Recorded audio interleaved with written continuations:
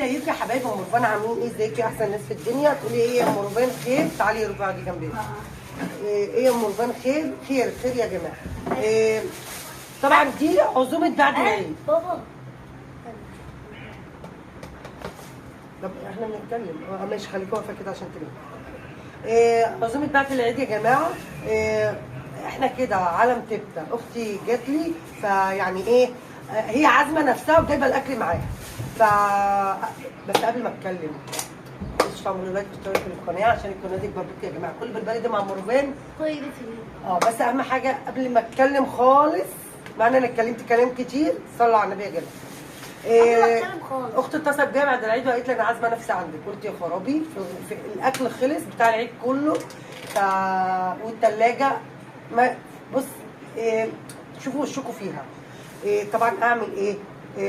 كنا احنا هناكل الصراحه، في عندي رنجه وفسيخ، قلنا ايه ناكل رنجه وفسيخ. قلت لها طب ايه هتاكلي رنجه وفسيخ؟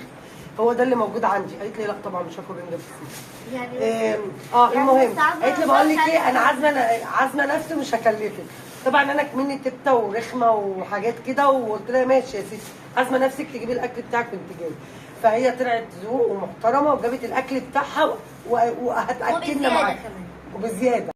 طبعا بقى ايه، حطينا الحاجه على الطبليه وهقول لكم احنا هي جايبه ايه بقى. قلت لي انا جميله عليك. لا ما انا عامله الرز. انا عملت رز بشعريه، وقفت في المطبخ الحر ده.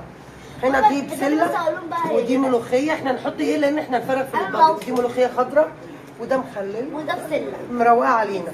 بس طبعا السلطه بسيطه، دي مش هتكفينا كلنا، احنا 5 انفار وهي السته، فكنا عايزين سلطه اكتر من كده. كنت تقول لي وانا اعمل. ودي شوربه يعني. استني بس يا رفيق.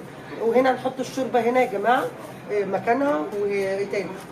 وطحينه بقى ومروقه علينا. والليمون دي خلص الليمون اللي عندي كله. كنت جايبه كيلو ليمون وخلص. عندها الملح تستخدم. بعين الملح ده احتياطي. لان والله يعني بينفعني في وقت بيبقاش عندي ملح. وده ليمون عندي. كنت جايبه كيلو ليمون. طبعا الترمس بيه عاوز ليمون كتير فخلصته. فتعالوا بقى هنفرج مع ودي الفرخه الجمدان بتاعتنا وفرشه رز بسمتي تحت الفرخه. طبعا يا دوبك تاكل ربال لان الفرشه بسيطه. تعالوا بقى نفرج معاكم الاكل ونشوف اختي مروقه عليا ازاي ومروقه على ام رفان ازاي. الصراحه بتيجي سافه ومكلفه بصراحه. يعني يا جماعه هي قالت هتجيب اكلها معايا. تقول لي يا بنتي اجي ابقى معزومه عندك وانا لوحدي ولا عيل ولا تايل وسايباهم في البيت. اختي الكبيره يا جماعه، اختي الكبيره دي مش موضوع جميل ولا خير. اختي الكبيره واجب عليها. مش المفروض والدتي ميته وبابايا ميت، المفروض تجيب له موسم. هي ما جابتليش موسم، ده الموسم بتاعها. ما دي طبعا. لا والله صرفه ومكلفه. انتوا عارفين اللي كل حاجه غاليه. روحي بقى افصلي كده لحد ما نفرج معاكي. يلا روحي. اوكي. استني. في ايه؟ اللي وصل للفيديو لحد دلوقتي ما تنسوش تعملوا لايك، واللي دخل الفيديو اول مره عند ام رفان لايكاتكم واشتراكاتكم عشان القناه تكبر بيك يا جماعه. يلا. هنا بقى يا جماعه فرغنا الاكل اهو. الفرخه الصراحه انا بجيب فراخ مشويه دايما من بره، ما بجيبش الحلاوه دي. بصوا يا جماعه الفرخه. لا اختي مروقه عليا جدا. بص هي خضرا بقى. اشرح. يلا الجو حر. اول حاجه هنا الفراخ وتحتها الفراخ جامده يا جماعه. فرشه. بصوا يا جماعه فرشه رز بسمتي. يا ريت نشرح الاكل بسرعه. ماشي.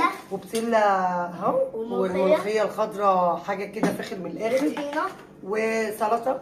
هو ده حضرموت وطحينه عندنا. طحينه ودقه وترشي سلطه وترشي. ما احنا شرحنا. فالعيال جعانين وهي بتقول لك انت لو ما عملتيش هاجي. بصي هفصل الفيديو. وعيش ورز الرز ده انا اللي عاملاه يا جماعه والله مش هتلاقيه بره. بصوا انا مروقه عليها برضك. مش هي اللي مروقه عليا. فده بقى اكلنا بعد العيد وعزومه اختي بعد العيد عند بيتي. هي اللي مكلفه وصرفه ومكلفه بصراحه. فلايكاتكم بقى واشتراكاتكم. اكتبوا لي في الكومنتات. بصوا كومنتات حلوه كده لاختي بقى. وكل سنه وانتم طيبين وبالف خير وسعاده على امه المسلمين جميعا. بحبكم. باي باي.